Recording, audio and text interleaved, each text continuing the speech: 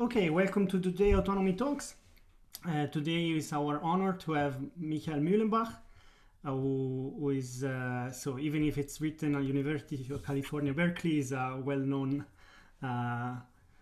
former student of our institute.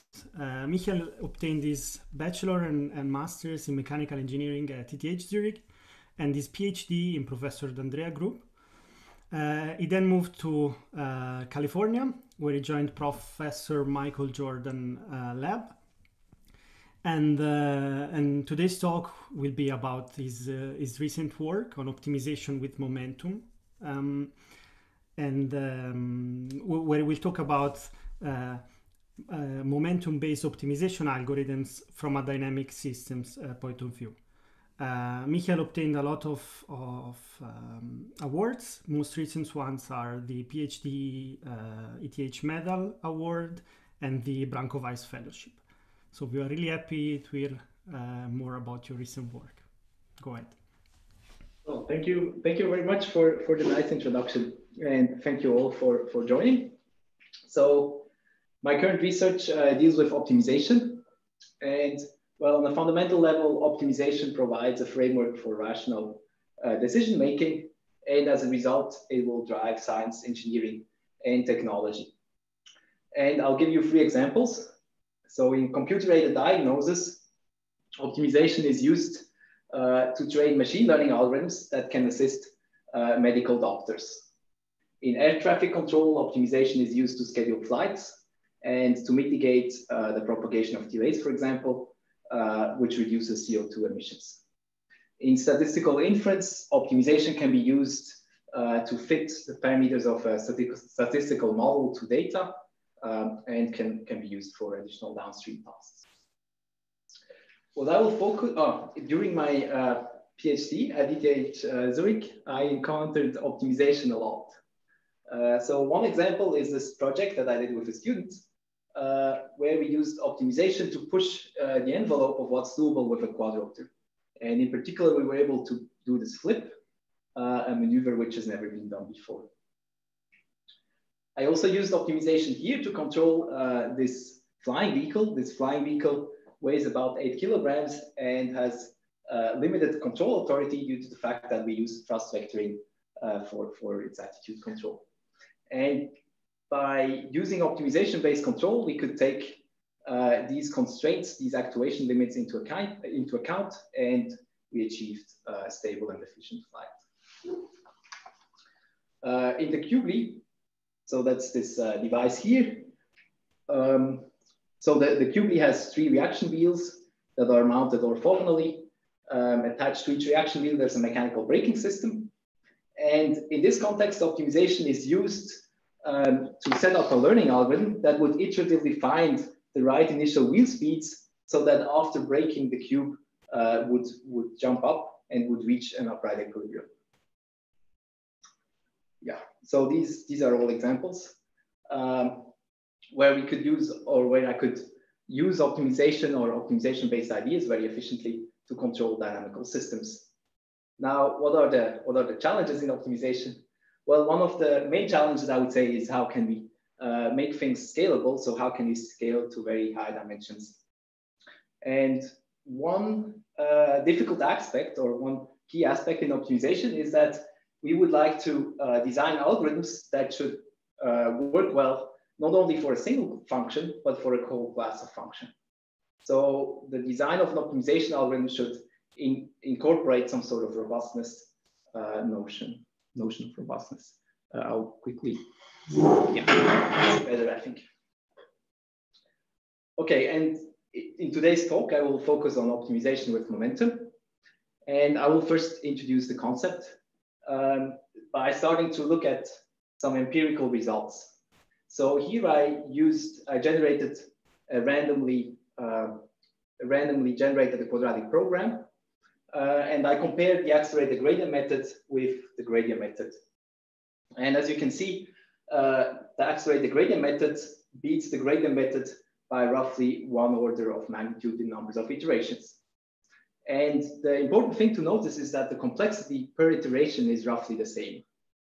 And so this phenomenon of that this accelerated gradient method is much faster than the gradient method is called acceleration. And I believe that is one of the most fundamental findings in optimization during the last 40 years. But the scope of the analysis is currently limited to the convex setting.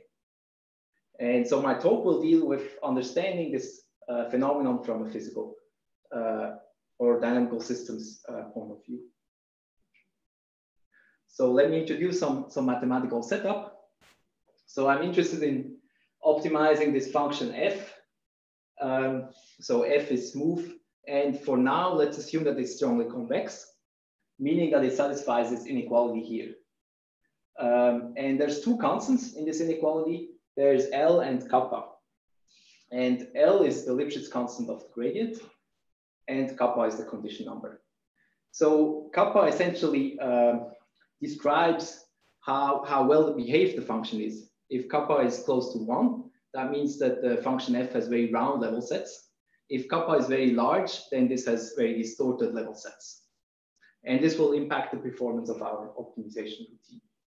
And as you will see, even though we start and fix the ideas by assuming that f is smooth and strongly convex, all the ideas will translate to the non-convex case. So with the notation in place, I can return now to this plot and specify both algorithms that I used. So I used classical gradient descent. You just perform a step along the steepest direction. And accelerated gradient descent is shown below. Here I used the version from Professor Nesterov. And it has several interesting features. So one is that it adds this additional variable, this momentum variable, P. And it has these two constants, d and beta. And d and beta are chosen as functions of this kappa parameter. And another important thing to notice is that this gradient is not evaluated at your current position, but at a position that is slightly off. And now it turns out that if you do the analysis on convex functions, it has been shown that the accelerated gradient descent essentially converges linearly with a rate that scales with 1 minus 1 over the square root of kappa. And this is in sharp contrast to gradient descent, which also converges linearly, but where the rate scales with 1 minus 1 over kappa. And so if you can think of a case where, so if kappa is large, say 100, then this difference is huge. And this explains also what you see here on the left. And so in the following, I will try to characterize when does an algorithm has this fast convergence. So when does the convergence rate of an algorithm scale with the square root of kappa as opposed to the 1 over kappa? And that's what's called acceleration. And just to emphasize that this is a very difficult question, I have added a quote from Arkady Nemirovsky, who's a leader in the field in optimization, who says, "Let me add some words about the Nesterov method. As it is, it looks like an analytical trick. I would be happy to present you a geometrical explanation, but I don't know it." And so what I would like to do is, first, I'll give you an interpretation of this scheme from a physical and dynamical systems point of view. And then I will try to characterize really the mechanism that leads to this fast convergence. So I will explain to you what's the role of these constants, d and beta, and whether we really need this evaluation of the gradient at this shifted position. So one thing that we found out is that you can take this ordinary differential equation and you can apply a standard discretization scheme called the semi-implicit Euler scheme, and you obtain a discrete algorithm as I showed in the previous slide. And now you can try to interpret both the differential equation as well as the discretization scheme. And that's what I will do in the next few slides. So this differential equation can be brought into this form. So you can introduce Q, the position, and P, the momentum. And then the change in momentum is given by two terms, essentially a spring and a damping force. And so you can really think of this as a mass spring damper system, where the spring is characterized, the spring potential is characterized by the objective function, and the damping terms take this form here. And so what's the interpretation of the damping forces?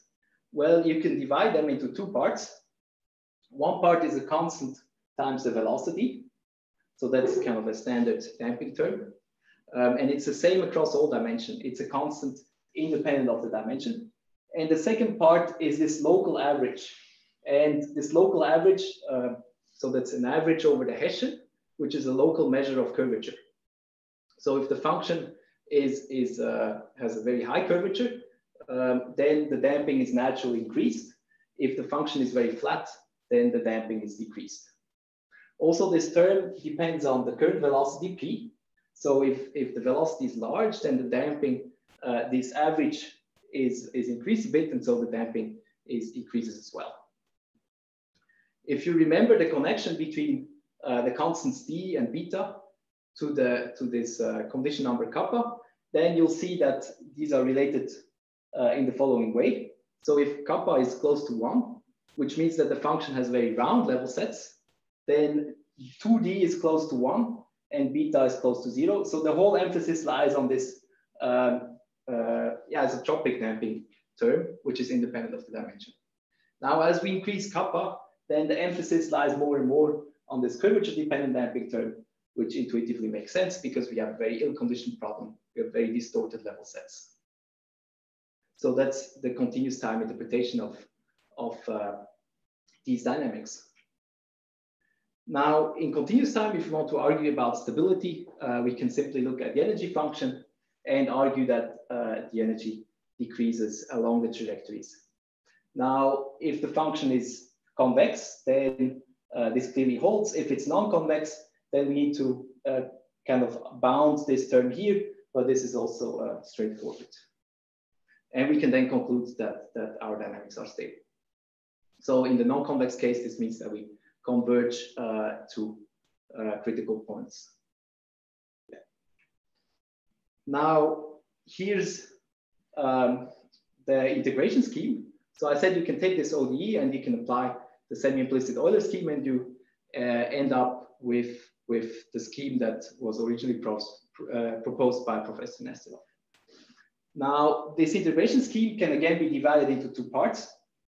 You could view this as the first part as just an update with the non-potential forces. So here, just the momentum variable is updated with the non-potential forces. So this corresponds to a dissipative step. You dissipate energy. And this step is followed by another step, which is very well known in the literature on numerical analysis. And this is called the symplectic Euler step. And this update is only based on the conservative part of the dynamics. And it's a symplectic update, meaning that the underlying properties, the Hamiltonian properties of the conservative part of the dynamics are transferred to the discrete world. So you could view this as this is a dissipation step, and this is a sort of energy conservation step. And now you just apply the two in succession. And we'll use the fact that this is symplectic later on for our stability analysis in the discrete time setting. So also let me know if you have some questions. Feel free to interrupt me at any time. Yeah, so this was now the interpretation both of the continuous time dynamics and as well as the discretization. Now let's try to characterize the convergence rate. And I think one crucial aspect is that I would like to distinguish between the stability and the rate. And so I'll start with a stability analysis. So here's a non-convex function as shown on the top here. So it has two local minima, and we can now just initialize our optimization algorithm from various initial conditions. So it lags a little bit.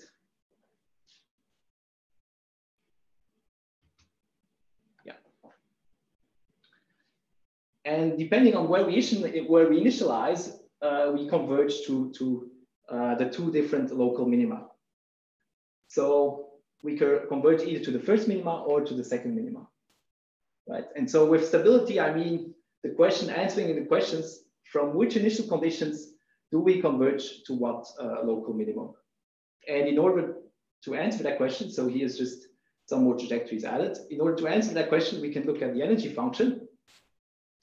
And what we can do is we can come up with the following analysis. If we initialize our system with an energy that is low enough, and that, so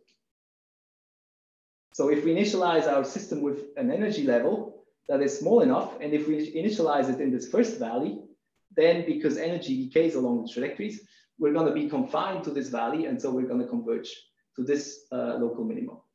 If we initialize our dynamics with an energy level that is small enough, but in the second valley, we're going to be confined there, and we're going to converge here.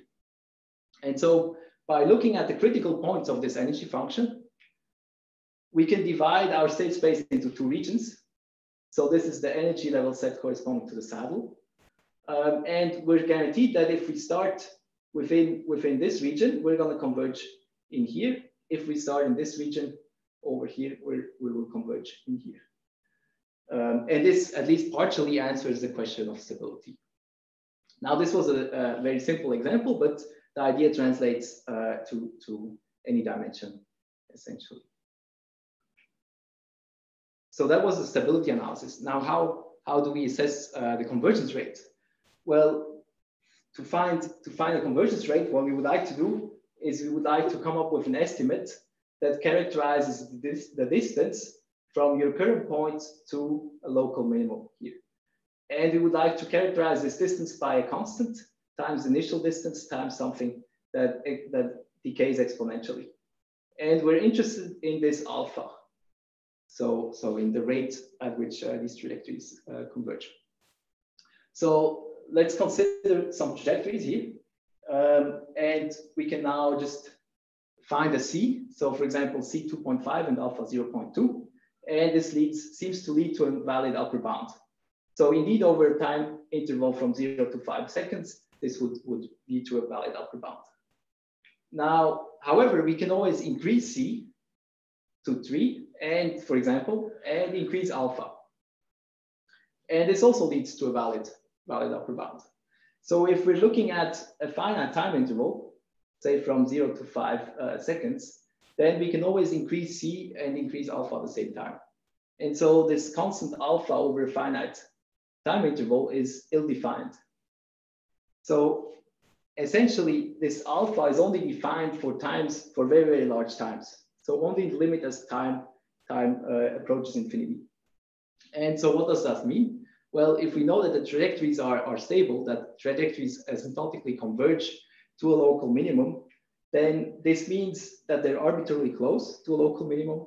And at this point, this rate alpha will be uniquely determined by the local geometry of your objective function. So to summarize, what we can say is the global shape of your objective function defines the stability and the regions of attraction, whereas the local shape of the objective function determines the convergence rate. And so if we want to determine this constant alpha, all we need to do is we can look at the linearization of your dynamics in the neighborhood of the equilibrium. And we can make this formal. So here's the statement of the formal proposition. If our dynamics are twice continuously differentiable and we have a local asymptotically stable equilibrium with a certain region of attraction, R, and if we know that the linearized dynamics converge with this rate alpha, and this condition is can be easily checked, we can just do essentially linearization and eigenvalue analysis, then it turns out that for any compact set in this region of attraction, we can find a modified constant C tilde so that we essentially converge with the same alpha. And why is this true?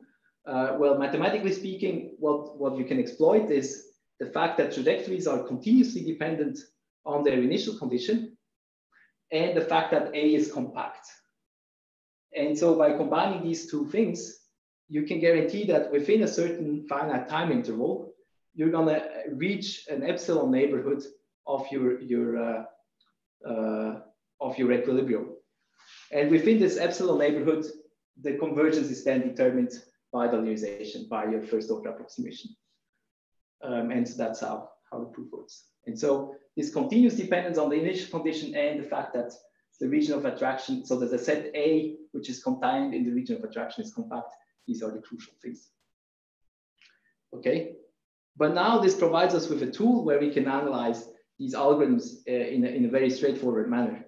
So in continuous time, we already looked at stability by looking at how the energy dissipates. And now for determining the convergence rate, all we need to do is we can do an eigenvalue analysis, which gives us this expression. And here this expression depends on this eigenvalue over the Hessian evaluated at the critical point. And if we assume, for example, that the function is locally strongly convex, then this constant h varies between 1 over kappa and 1. So what we need to do is we need to analyze how these eigenvalues change as we vary h between 1 over kappa and 1. And we can distinguish two cases. The case where beta is equal to 0, which is a bit simpler. And then we have just a small damping regime and a large damping regime dependent on the parameter d. So either these eigenvalues are always complex conjugated or they become real at some point. But in either case, you can easily argue that acceleration will not be possible if the damping is too little or the damping is too large. If we add this constant beta, so beta was parameterizing this curvature-dependent damping term, then what happens is that the eigenvalues, these trajectories of the eigenvalues are bent towards the negative real numbers. But the fundamental conclusion is the same. If the damping is too little or the damping is too large, there's no accelerated convergence, which we can summarize with this result. So this gives us conditions for when this momentum-based algorithm is accelerated. And it turns out that actually for a large choice of parameters, we have a convergence rate that scales with the square root of kappa. So it's not just one set of parameters. Now, the analysis essentially carries over to the discrete setting. But here we have to be a bit more careful. And what we can do is we can exploit the fact that we have a symplectic discretization of the conservative part of the dynamics. And the fact that this is symplectic, so that this preserves the Hamiltonian properties, ensures that you can come up with a perturbed energy function, h tilde, which is almost exactly preserved over that step. So remember, in continuous time, you had the conservative part of the dynamics, and you had this energy function, which was exactly conserved over this step. Now, because the discretization is symplectic, we can find a perturbed energy function that is almost exactly preserved over this step. And now if we apply both steps, then we can show that this perturbed energy function actually decreases. Similar to the case in continuous time, where we also argued that energy decreases along the trajectories. And so here's the precise result. So phi t is one step of the symplectic Euler scheme. So one step with the conservative part of the dynamics. And so this essentially describes how much the energy changes over one step. And we can bound that with this term here. And this term has some exponential where we have t in the denominator. And so if t is reasonably small, say 0.01, this term here gets extremely small. So it's hidden there, but it's 10 to the minus 33. And so we can easily take that as essentially an exact conservation of this perturbed energy function. And in addition, I was able to derive bounds on how this perturbed energy function relates to the original energy function as shown here. And this can be used for stability analysis. And so essentially the result is that if your time step is sufficiently small, but independent of your d and beta and independent of your kappa, then you can have your equilibria are asymptotically stable. And so this answers the question of stability. And then for analyzing the convergence rate, what we can do is we can again invoke the proposition that I showed you earlier, so we can do a linearization. Here in discrete case, we can just, the eigenvalues are given by this expression. we again have this constant h that varies between 1 over kappa and 1, if we assume the function is locally strongly convex. And we can then again divide the analysis into several regimes. If beta is equal to 0, we can divide these two regimes of small damping and large damping. And we conclude that in both cases, acceleration is not possible if the damping is too little or the damping is too large. And similarly to the continuous time case, if we add this constant beta, what it does, it adds some additional damping for larger values of h. So these eigenvalues are bent towards 0, but the conclusion remains the same, that if the damping is too little or the damping is too large, there's no acceleration.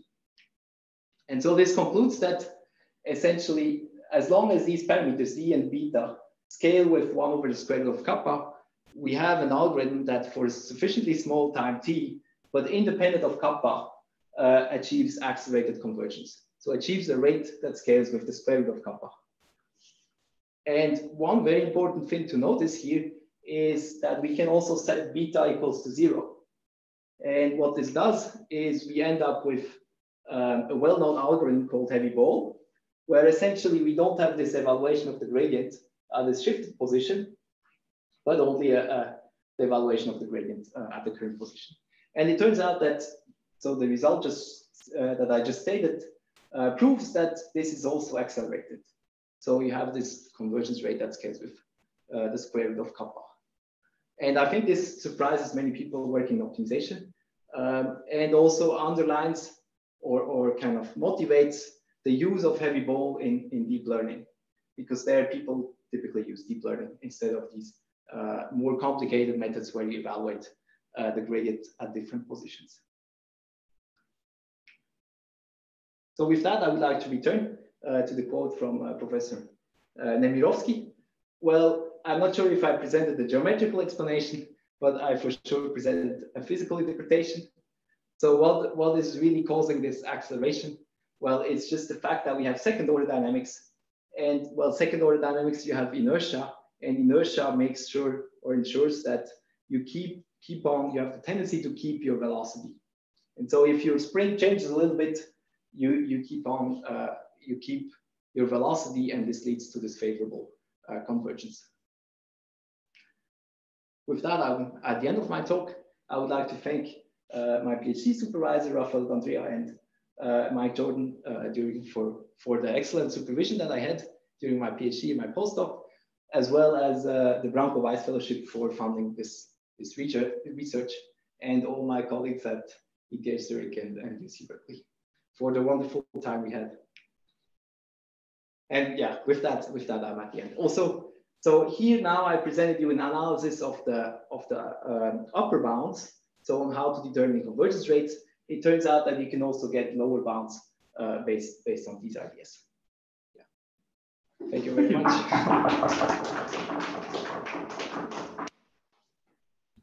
Thank you very much. Great talk. Are there any questions?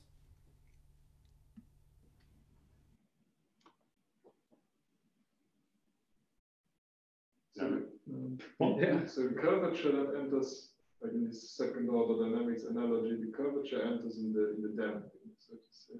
Well, depending on how you choose your damping, but it primarily enters through the spring. So essentially, the curvature defines essentially it's how your function f evolves, and that's how your gradient kind of changes. Sure. Yeah. So you want to be robust against changes in the curvature.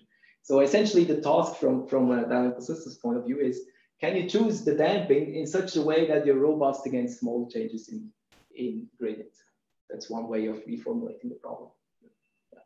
Yeah. And it turns out that by design, if you use the second order methods, as long as you don't choose the damping too badly, so too little or too large, then you converge quickly. So you have this scaling with the square root. Yeah, which in a certain sense doesn't come too much as a surprise, but I think it's still very interesting and important to kind of prove that formally. Yeah. I have a question about these values for d and or beta, and beta, all these constants, or at least the constants that determine this the second law in dynamics. Yeah. So you showed the lower and upper bounds. Can you also show that there's like an optimum for a given system? Yeah. Such that So that's possible convergence.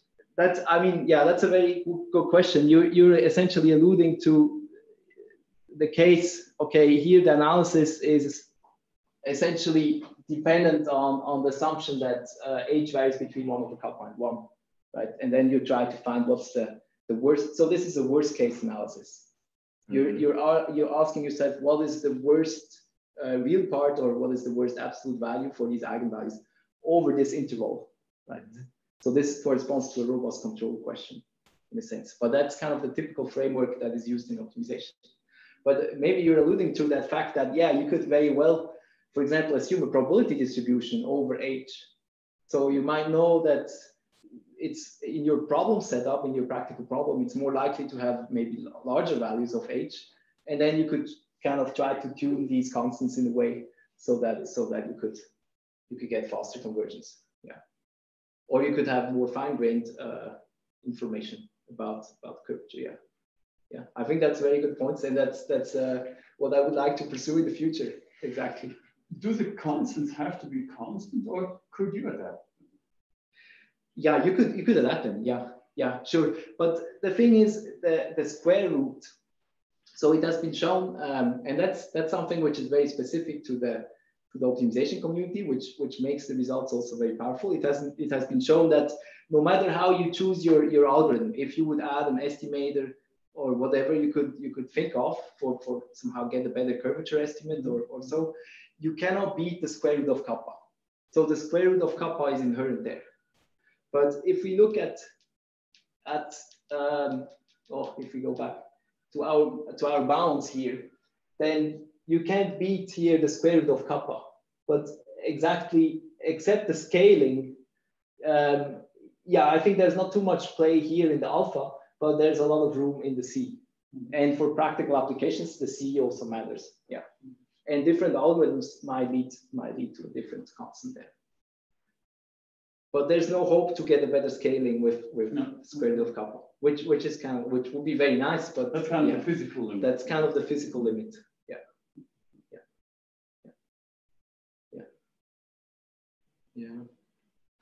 Just thinking, could we make use of that in our optimization problems? I mean, you do a lot of optimization for. I mean, I must say this is more an analysis that shows how an algorithm is behaved. Yeah. Now, if we go back, just to show you here, I mean, this algorithm works very, very well. Mm-hmm. So if you have the choice, then and if you know these upper and lower bounds on the curvature, then I would go with something like this. Yeah. So in a sense, but the analysis, what it does here, it gives you kind of a qualitative understanding of when do you have this scaling. But in a sense, it's not a new algorithm in a way. But it could maybe lead to something where you could incorporate more fine-grained notions of curvature information. Yeah. And I think it really, like from a practical perspective, it depends really on the scale of the optimization problem we're considering here. So here, the interesting part is that you only rely on gradient information. And then there's other methods which are Newton type methods where you kind of at each iteration you invert some second order information, and that leads to, in some cases, too much faster convergence. Yeah, but the price you pay is the computational effort per iteration. So this is rather a method also suited for very large scale. This would be a method suited for very large scale problems. The trouble is we never design the actual optimization algorithm. Yeah. So we pass a problem and but do we know if our optimization algorithms kind of use gradient descent or accelerated? Rather second order. Okay.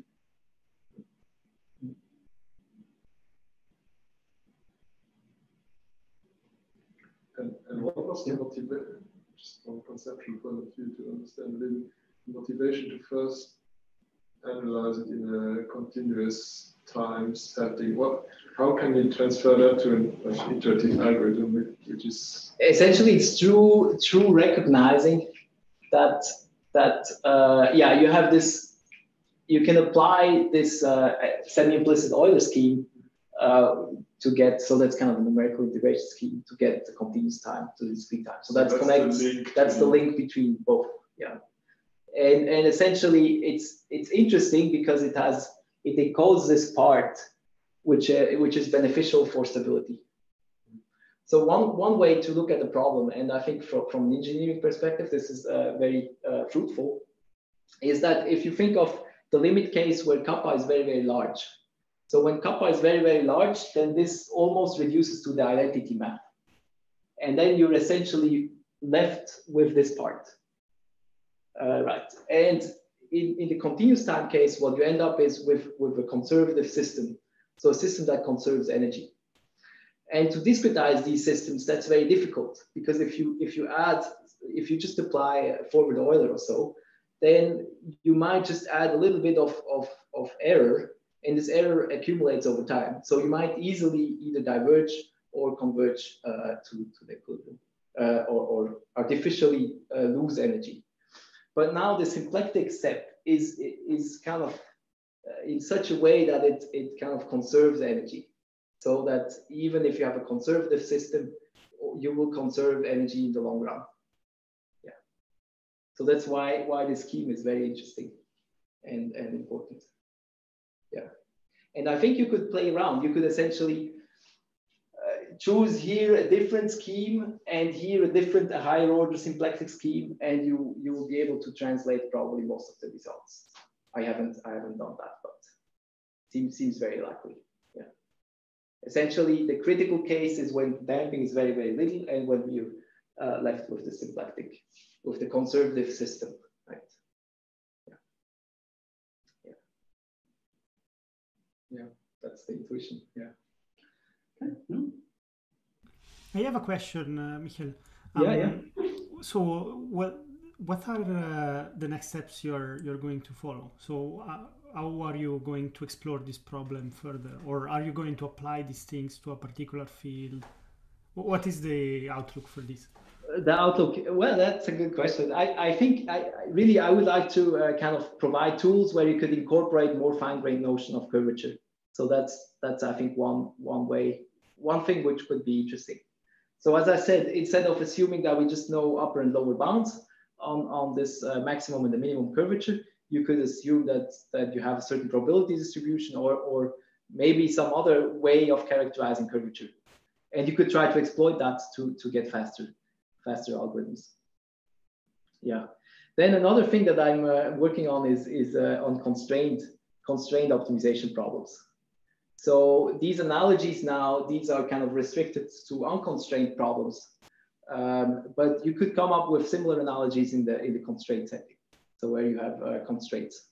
But then you end up with non-smooth dynamical systems and so on. And so it's a bit more complicated. And I think there has been a very little kind of work on that really tries to exploit these analogies.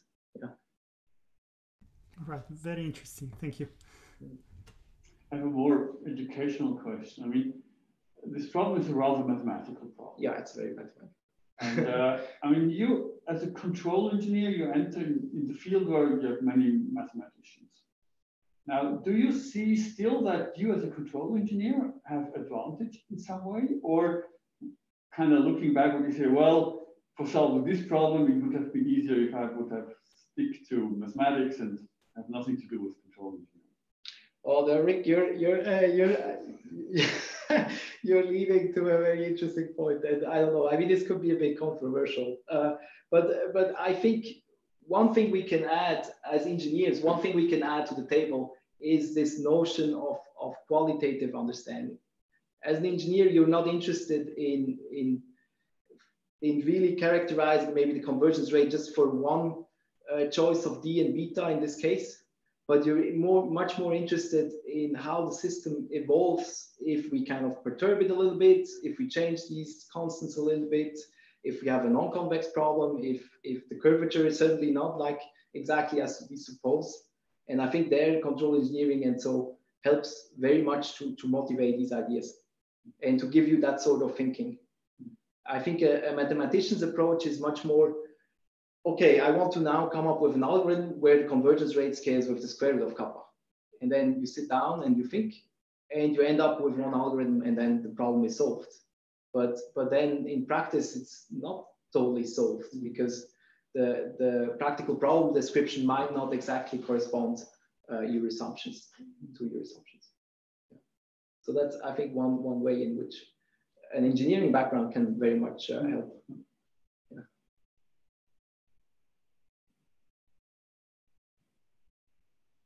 Yeah, okay. All right, are there other questions from the audience?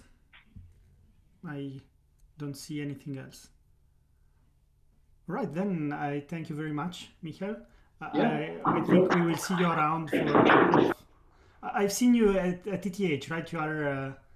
You are using your old offices, right? Yeah, exactly. but I will be gone soon, so yeah. All right. So on Wednesday. Oh, on Wednesday. Okay, so very soon. For the US for what? No, I will do some vacation. Yeah. All right. Thank you very much for your talk, and good luck for Yeah, the future. thank you. Bye. Bye.